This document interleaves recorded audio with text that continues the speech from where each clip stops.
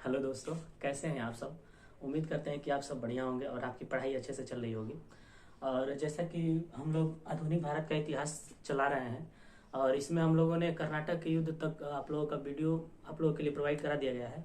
और उम्मीद करते हैं कि कर्नाटक युद्ध तक आप लोगों को वीडियो अच्छे से समझ में आ रहा होगा और आप इतिहास को अच्छे से समझ पा रहे होंगे और उसकी पृष्ठभूमि सहित समझ पा रहे होंगे, ताकि एग्जाम में आप गलतियाँ क्वेश्चन में गलतियाँ ना करें। तो आज हम लोग स्टार्ट करने वाले हैं प्लासी के युद्ध के बारे में। और इसी को स्टार्ट करने से पहले अगर आप लोगों ने हमारा चैनल सब्सक्राइब नहीं किया है तो हमारे चैनल को जरूर सब्सक्राइब करें और अपने दोस्तों में शेयर जरूर करें और लाइक जरूर करें। चलिए तो स्टार्ट करते हैं प्लासी के युद्ध के बारे में। प्लासी का युद्ध जो कि 1757 में हुआ था, तो पहले हम लोग इस युद्ध की पृष्ठभूमि के बारे में जान लेते हैं कि उस युद्ध के समय या उस युद्ध से पहले ऐसी क्या परिस्थितियां बनी जिससे कि इस युद्ध की नौबत आ गई, या यूं कहे कि इस युद्ध में ऐसी क्या स्थितियां बन गई थी जिससे अंग्रेजों ने बंगाल के नवाब को बुरी तरह से पराजित कर दिया।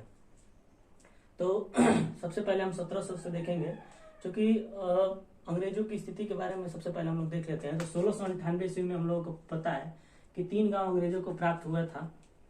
एक सुल्तानाती, कोलिकाता और गोविंदपुर। तो इन 3 गांव में चूंकि कोलकाता नामक गांव काफी बड़ा था, तो इसी के नाम पे 1700 ईस्वी में कोलकाता नामक गांव की स्थापना की गई अंग्रेजों द्वारा। और कोलकाता में ही फोर्ट विलियम की भी स्थापना की गई, जो कि उनकी एक किले बंद फैक्ट्री थी जहां से वे अपने सभी व्यापार को ऑपरेट करते थे। तो हम लोग पहले बंगाल के बारे में जानते हैं कि बंगाल में 1700 ईस्वी से क्या चल रहा था। तो 1701 ईस्वी में बंगाल के नवाब के रूप में मुर्शीद कुली खां को बनाया गया और ये 1719 में इसने उड़ीसा को अपने क्षेत्र में शामिल किया तथा मुर्शीद कुली खां ने राजधानी ढाका से बदल करके मुर्शिदाबाद बना दी। मुर्शीद कुली खां ने कुछ महत्वपूर्ण व्यवस्थाएं लागू की थी, जैसे इजारेदारी व्यवस्था। क्वेश्चन काफी पूछा जाता है इससे, तो इसके बारे में हम लोग देख लेंगे। उसके बाद 1727 ईस्वी में इसकी मृत्यु होने से पहले जो मुगल नवाब थे, इन्होंने इसे बंगाल के नवाब के रूप में घोषित कर दिया था। तो 1727 ईस्वी में इसकी मृत्यु होने के बाद, चूंकि इसके केवल एक पुत्री ही थी, तो इसका दामाद जो शुजाउद्दीन था, इसको नवाब की गद्दी पे बैठाया गया। तो ये 1727 से 1739 ईस्वी तक नवाब की गद्दी पर बैठा रहा। 1733 ईस्वी में शुजाउद्दीन ने अब बिहार को बंगाल में शामिल कर लिया।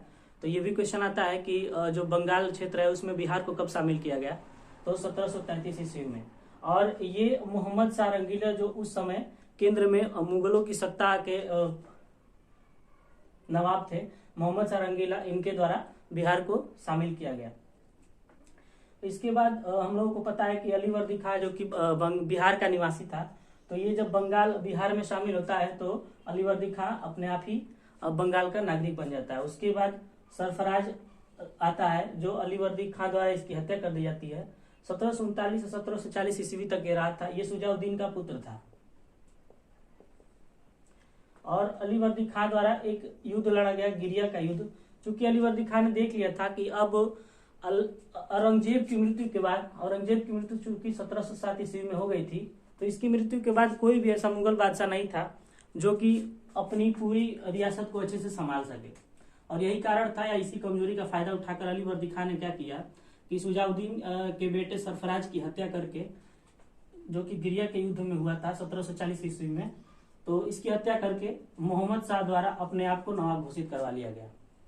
तो मोहम्मद शाह रंगीला के नाम से जो फेमस है मुगल बादशाह, इसको इसने उस समय 2.5 करोड़ रुपए रिश्वत के रूप में प्रदान किए थे। यूं कहे कि ये वो आखिरी नजराना था जो कि बंगाल क्षेत्र से मुगलों को सौंपा गया था। इसके बाद मुगलों की तरफ से 1 रुपया कर के रूप में मुगलों को प्रदान नहीं किया गया। इसके बाद हम लोग देखते हैं कि 1751 ईस्वी में जब मराठों ने देखा कि काफी कमजोर स्थिति में आ गए हैं जो मुगल है, तो इन्होंने बंगाल पे आक्रमण कर दिया। और इस आक्रमण में अलीवर्दी खां की हार हो गई और अलीवर्दी खां को चौथ के रूप में कर देना स्वीकृत किया गया। तो इस तरह से हम लोग देखते हैं कि अलीवर्दी खां की स्थिति भी काफी नाजुक थी, क्योंकि मराठे अपना जो साम्राज्य है वो बढ़ाते जा रहे थे, क्योंकि वो इस कमजोरी का फायदा उठा रहे थे कि जो मुगल के केंद्र में शक्ति थी वो काफी कमजोर हो चुकी थी। तो अलीवर्दी खां की मृत्यु 1756 में इसी टेंशन में हो जाती है। और उसकी 3 पुत्रियां थी जिनका विवाह निम्न जगह हुआ था, जैसे कि पहली पुत्री का विवाह पूर्णिया में, दूसरी पुत्री का विवाह पटना में तथा तीसरी पुत्री का विवाह ढाका में हुआ था। तो जो पटना की पुत्री थी उनका एक पुत्र था सिराजुद्दौला।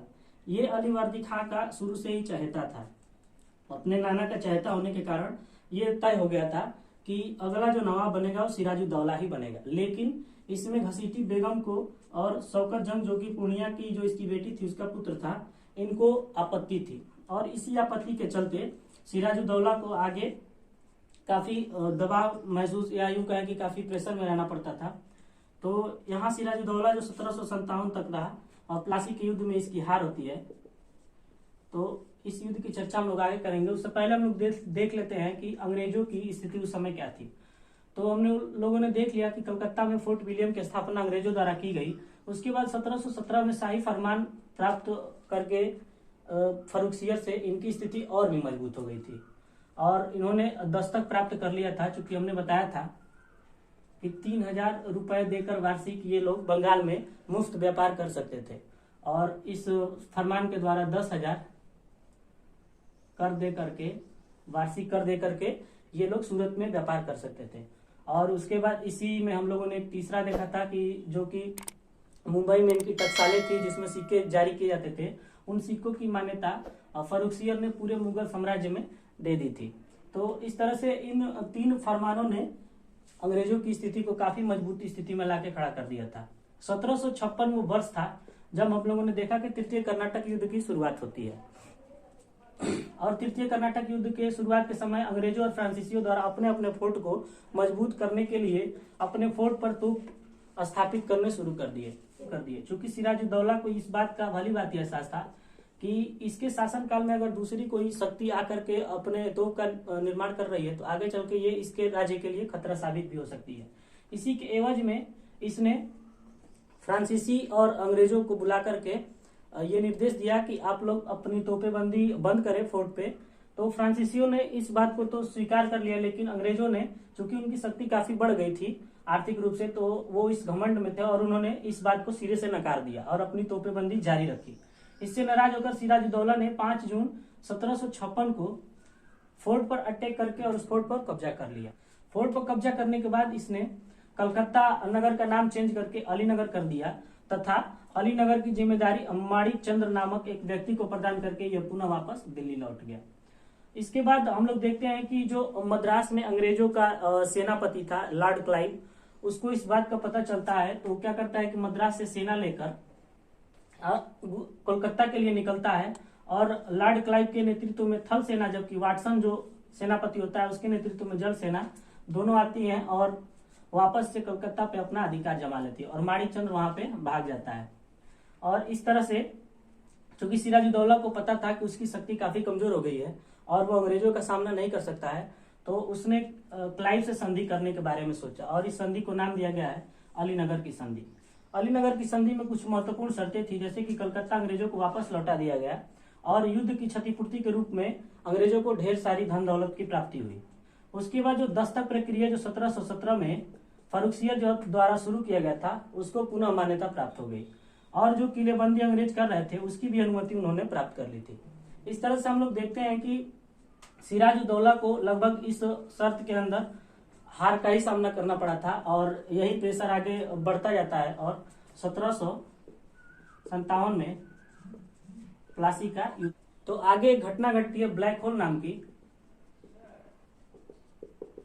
एक प्रसिद्ध घटना है जो 20 जून 1756 को घटित हुई थी। तो इसके बारे में हम लोग अगले वीडियो में चर्चा करेंगे और प्लासी के युद्ध के बारे में भी चर्चा करेंगे। उम्मीद करते हैं कि हमारा ये वीडियो आप लोगों को पसंद आएगा और आप लोगों ने इस पृष्ठभूमि को पूरी तरह से समझ लिया होगा कि कैसे अंग्रेजों की स्थिति मजबूत हुई और कैसे बंगाल में और नवाब जो मुगल नवाब थे उनकी सैनिक शक्ति या यूं कहें कि उनकी शक्ति कमजोर होती गई। तो अगर आप लोगों को ये वीडियो पसंद आए तो इस वीडियो को लाइक कीजिएगा और सब्सक्राइब जरूर कीजिएगा तथा अपने दोस्तों में शेयर जरूर करिए। Thank you.